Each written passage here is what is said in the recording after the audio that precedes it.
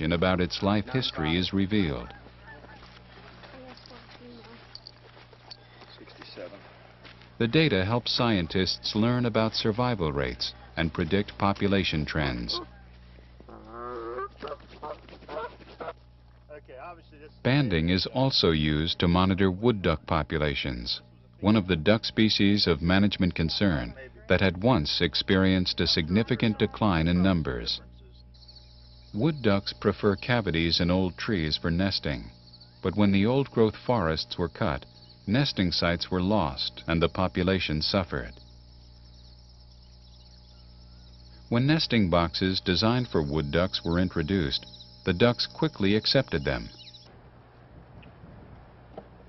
Today, thousands of boxes have been installed across the country, and wood duck numbers have increased. Refuge staff also lend a helping hand to osprey nesting efforts.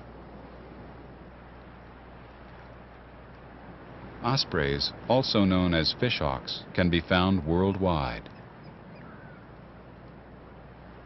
The ospreys on the refuge migrate each fall to South America, returning in the spring to raise another brood. Ospreys, like bald eagles and peregrine falcons, suffered when DDT entered the food chain. The pesticide was linked to the thinning of their eggshells, and few young hatched. Today, with the elimination of DDT and the protection of key habitats, osprey populations are recovering. Also doing well, in fact too well, are the resident Canada geese that no longer migrate to their northern breeding grounds to nest.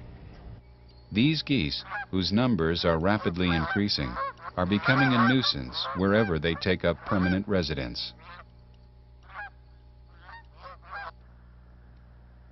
Also a nuisance for wildlife managers are mute swans, whose regal beauty disguises an efficient marsh destroyer.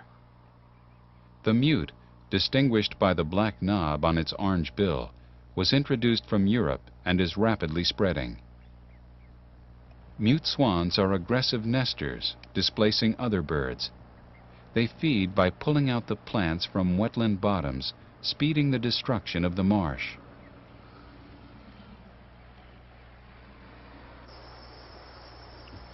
The most threatened wildlife habitat on the refuge is the marsh. During the past 60 years, 8,000 acres, more than 12 square miles, have disappeared beneath the waves, a loss not only to waterfowl, but also to the bay's aquatic life. The reasons for the loss are complex and not fully understood. Scientists speculate that two events are happening at the same time: sea level rise and land subsidence. Global warming is thought to be the reason for sea level rise, as glaciers and the polar regions melt under rising temperatures. The land under the marshes is also slowly sinking as groundwater is pumped out for human use. The cumulative result has been that water levels have risen 6 inches during the past 100 years. This house on Barren Island, one of several islands that are part of Blackwater Refuge, once stood high and dry, far from the water's edge. There once was a lawn, boat docks, and a beach, all now swallowed up by the rising waters.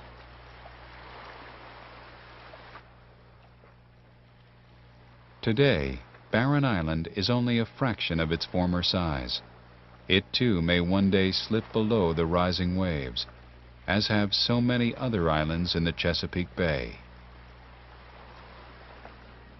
If and when it goes, gone too will be one of the bay's most productive wading bird rookeries. Herons and egrets now nest on Barren Island by the hundreds. The magnificent birds born on this island can be seen throughout the Chesapeake Bay area. Not much can be done at the local level to stop sea rise or land subsidence. What can be done is to preserve and protect what remains. A major culprit in marsh loss is a large rodent introduced from South America, the nutria. Nutria destroy the marsh by digging up plants and eating the roots. Their excavations accelerate marsh erosion, and these rodents are prolific breeders. Nutria were brought into the area during the 1940s to be raised in captivity for their fur. At the time of their introduction, the marshes around Blackwater were filled with muskrats and the fur trade was flourishing.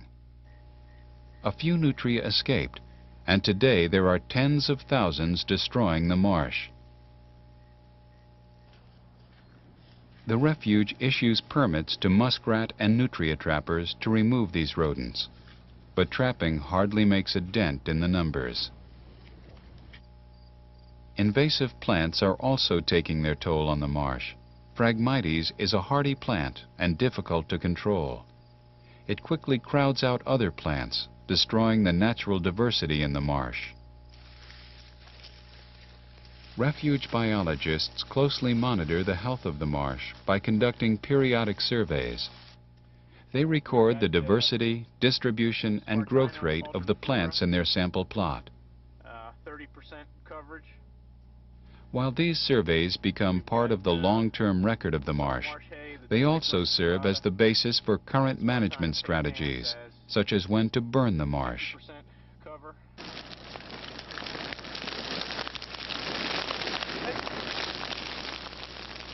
Fire is a tool used to maintain and invigorate the marsh. Without fire, the dead plant material chokes off new growth.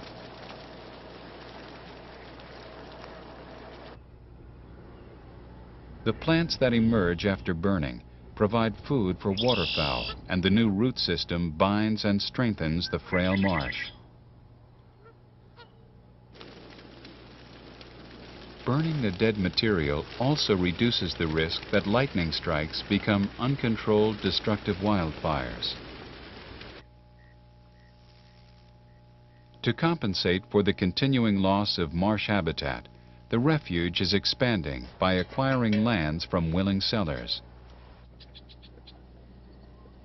During the fall and spring, Blackwater is a crucial resting and feeding stop for thousands of migrating birds representing many species.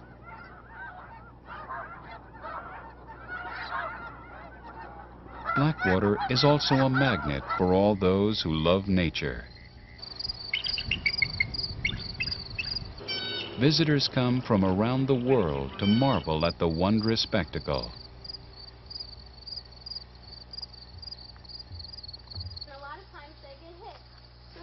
Blackwater also very much belongs to its surrounding human community of Dorchester County and Maryland's eastern shore. And what happens is there's a piece of corn back here, squirrel walks in, steps on this pan, and the door closes. Your Canada geese and your snow geese. For many school children, Blackwater is their first up-close introduction to the natural world of wetlands and wildlife. Several times during the year, the refuge, together with the Friends of Blackwater, a volunteer organization, offers demonstrations and guided talks that explain some of the wildlife-related activities that take place at the refuge. Volunteers are an important part of what makes Blackwater work. More than 100 volunteers contribute over 10,000 hours a year staffing the visitor center and helping with many public use and biological activities. Blackwater provides benefits to people as well as to wildlife. Not only is it a great place to observe and photograph wildlife, but there's hiking and bird watching, biking and fishing, and limited hunting opportunities as well. Blackwater is a story of challenges met and promises kept. A place that benefits both its wildlife clients and its owners, the American people. Please help us protect this area for future generations.